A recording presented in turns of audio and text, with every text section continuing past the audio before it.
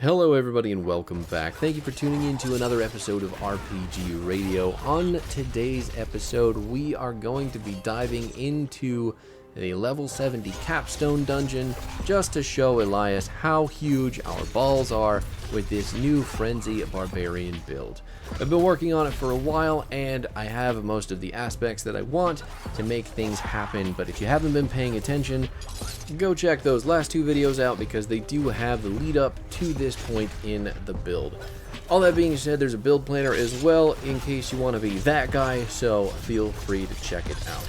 Anyway, we are on, again, the level 70 Capstone dungeon with Elias at the end. This is a notoriously difficult dungeon for a lot of builds, and as such, it's really going to be putting us through our paces.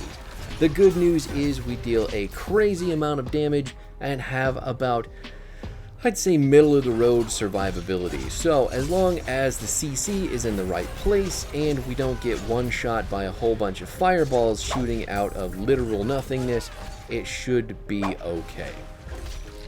We're starting off with the exploding fallen side of the dungeon because the barbarians still left me with a whole bunch of trauma the last time we did this, and I don't really feel like reliving it.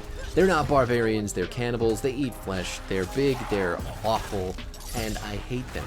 Being killed off screen, I don't know, 50 times is enough to make a guy want to go the opposite direction, even though I've got to go back that way next time. Let's see what happens. At least on this side, all we have to worry about is hitting the spacebar at the right time to get away from the fallen lunatics when they decide to have a big explode off? I don't know. I was going for something like dance off, but then all the lunatics do is explode, and it just came out. That's what she said. There you go. That's the whole joke. Welcome to the internet. Take a look around. Anyway, the build has a number of legendary aspects that are going to be making this a lot easier. If you weren't paying attention to those last few videos, like I mentioned, you'll be missing out on the fact that this build does a lot with the Audacity legendary aspect for stunning people and making your Steel Grasp a big AoE stun all on its own. If you don't know what I am talking about, the Audacity aspect is going to have a stun shoot out of your character, and that is only going to occur when there are 5 or more enemies close to you. Typically, you don't have any control over this because you got to run around and you got to get in the middle of 5 enemies, and they could be running away from you, trying to do ranged attacks, this, that, and the other thing, and making it difficult. The good news is, with Steel Grasp, everybody who is even a third of the screen away is suddenly in your face, Scorpion style, and they're getting stunned and smacked and smashed to death between your double swing, as it is just continuously shredding through bad guys. Double swing is another very, very important part of this build. It is essentially where all of the damage comes from. It's not to say that Rupture isn't going to be doing anything, same thing with Steel Grasp. They do some damage, but they're not going to be the things that are finishing off the enemies. Double Swing is going to 100% be your necessary core skill, and you're going to have a big Fury bar to make that work. The good news is this whole build is very good at getting you Fury quick and making sure that you can keep it forever with your Double Swing upgrades. Namely, Enhanced Double Swing lets you recoup your entire Fury cost when you hit a stunned enemy. So basically, you're going to stun them with either your Audacity or your Ground Stomp, and then your Double Swing will be free and actually Fury generating if you're building correctly while they are stunned. So if you have a long enough stun duration, which you should have through the aspect of Audacity, you can get that bar full, keep it full, and clear a room with little to no effort.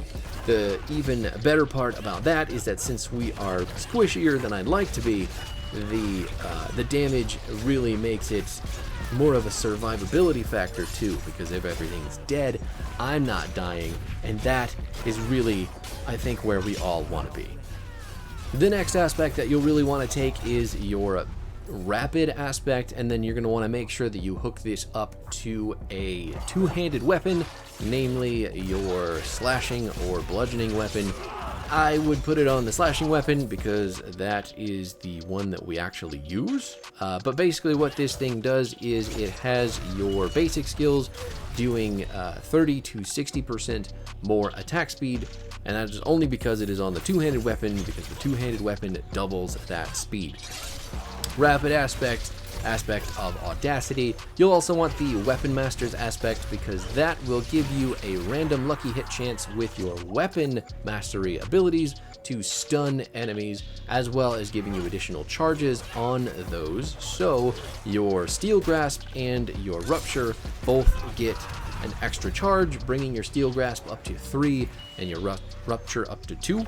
Having 2 on rupture means that you're going to be healing quite a bit more than you were when you didn't have that extra charge, because rupture, we take the warrior's rupture, and that is going to give us an 18% heal on rupture anytime that you use it on an enemy. So when you whip everybody together with steel grasp and you stun them with either your audacity or your ground stomp, you shove your sword all up inside all of them, get about 20% of your health back just casually, and then everybody is bleeding.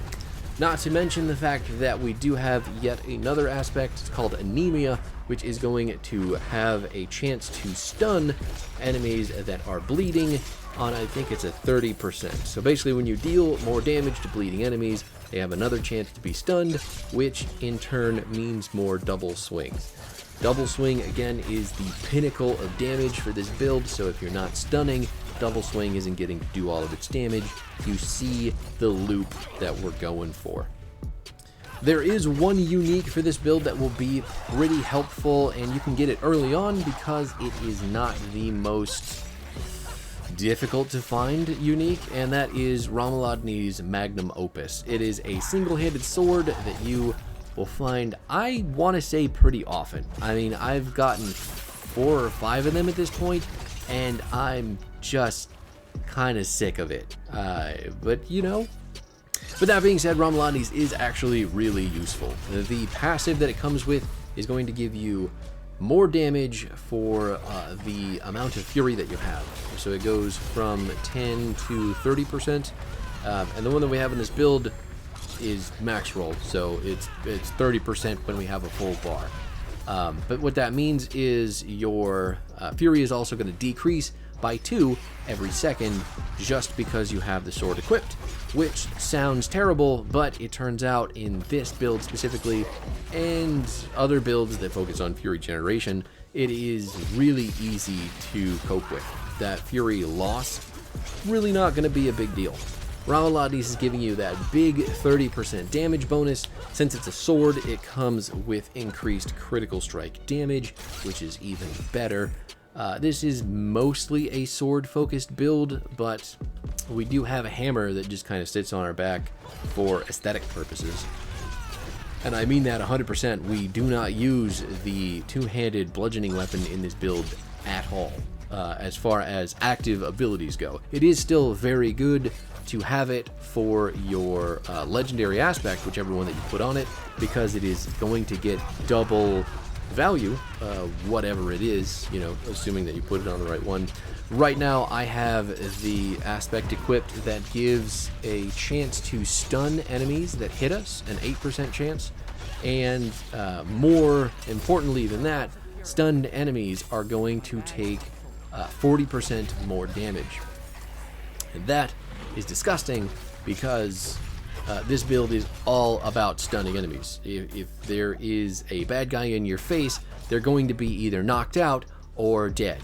And maybe they'll be exploding too, because lunatics, I mean, they just can't contain themselves, you know?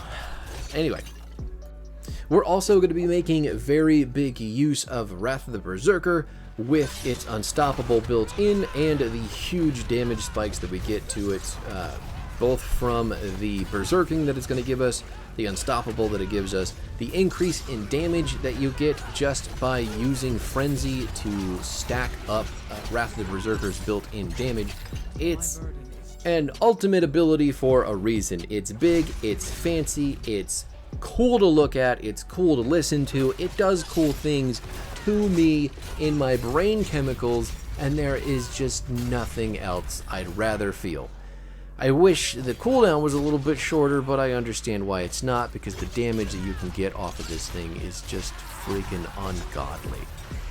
But ultimately, with the dungeon coming to a close, we still have to fight with Elias, the big bad boogeyman at the end of the Capstone dungeon, who is full of fireballs, full of demons, and full of what I can only describe as teenage angst in a fully adult immortal guy body. Well, I guess he's not immortal at this point, but you get what I'm saying. He's a bit of a diva.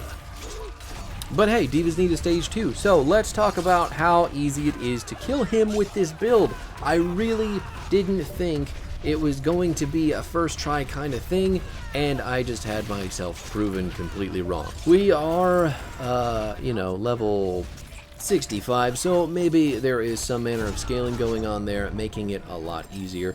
I think 65 is right around the mark where you should be able to do enough damage and you don't have to, run screaming for your life every time an enemy comes up and sneezes at you.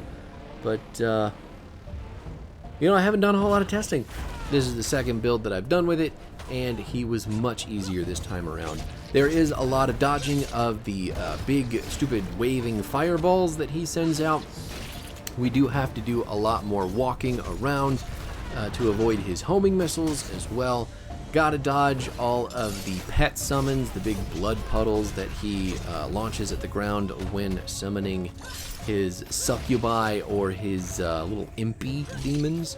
It's pretty tough to get one shot. Even the fireballs, which were killing me flat out on my Deathblow Barb, are not doing that this time around. So dodging them becomes even less of a hassle. As long as we can tank one, as long as we can shove our sword up in that man's face and get a whole bunch of health back, things are relatively easy. So we traded mobility on our Deathblow Barb for a whole bunch of lifesteal on this Frenzy double swing barb, and it seems to be working out just okay. So it probably helped that Blizzard buffed the double swing and Frenzy as an ability. Yeah, this boss fight, it wasn't as scary, nearly as scary the second time around, which is technically more probably like the 30th time around, because my last Barbarian died a lot. And this Barbarian only died one time in the middle of the dungeon because there was some lunatics being raised underneath me, but I couldn't really see them, and then everything exploded and it all went black, and I had to really stop and think if I wanted to keep playing this game.